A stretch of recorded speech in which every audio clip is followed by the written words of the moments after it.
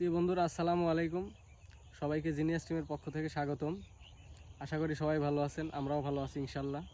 তো আজকে একটা আপনাদের জিনিস দেখাতে এখানে আনছি। আমরা এই বিলে সচরাচর অনেক দিনই এই আমাদের কন্টেন্ট করি। তা আজকে কন্টেন্ট করতে আসার পরে একটা জিনিস লক্ষ্য করলাম, দেখলাম যে অনেক লোকজন এখানে ভিড় করে আছে। অনেকে বলাবলি করছে যে এখানে নাকি একটা ক্ষেতে, রসুনের ক্ষেতে পুরানো ওষুধ, মানে ঘাস পুরানো যে ওষুধ, এই ওষুধ স্প্রে করছে, যার কারণে রসুনগুলো পুরে নষ্ট হয়ে গেছে। একজন কৃষক, গরিব মানুষ, তার ফসলগুলো এভাবে নষ্ট করছে। তো আমাদের এখানে কৃষকরা তো তাদের ফসল দিয়েই তাদের পরিবার চালায়। তো এই ফসলগুলো নষ্ট করা, এটা তো বড় ধরনের অন্যায়। অবশ্যই তোমার তোমার মতে কি, এটা কি? অবশ্যই এটা বড় ধরনের অন্যায়। হ্যাঁ, এই রসুনগুলা দেখাও, একটু রসুনগুলা দেখাও। দূর থেকে মনে হয় ভালো দেখা যাচ্ছে না, তুমি একটু কাছে জুম করে দেখাও।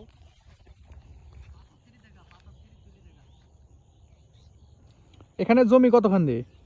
এখানে জমি মোটামুটি 10 কাঠার উপরে হবে। প্রিয় বন্ধুরা, 10 কাঠা জমিতে কিন্তু আপনার পুরানো ওষুধ দেওয়া হয়েছে।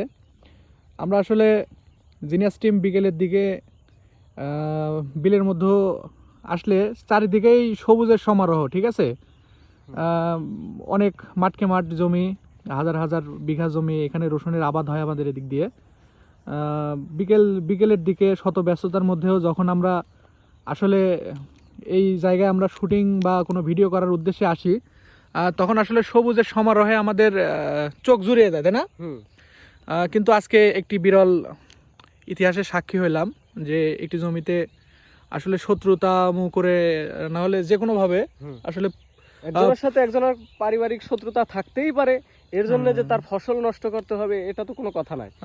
এই ফসল তো শুধু কৃষকের না, এই ফসল সারা বাংলাদেশের একটা এই ফসল থেকে তো সরকারও ভেট পাচ্ছে। অবশ্যই অবশ্যই, এটা তো শুধু একজনের না, এই ফসলে সবার উপকার। আপনাদের যদি একটু কাছে থেকে দেখানো যায় তাহলে হয়তো বিষয়টা আপনারা আরো ভালোভাবে ক্লিয়ার হবেন। ভাই একদম গোটা জমি একদম শেষ। এই যে রসুনগুলো একদম পুড়ে গেছে, নষ্ট হয়ে গেছে। এই রসুন আর হবে না। হ্যাঁ, এই রসুন আর হবে না, একদম শেষ। তুমি গোটাই গেছিলে ওই দিক দিয়ে? হ্যাঁ, গোটা আমি একদম চারদিক ঘুরে আসলাম, শেষ। এই কৃষক আর মানে এই রসুন আর হবে না, প্রচুর ক্ষতি করছে। আসলে এটা কোনো মানুষের কাজ না, ঠিক আছে।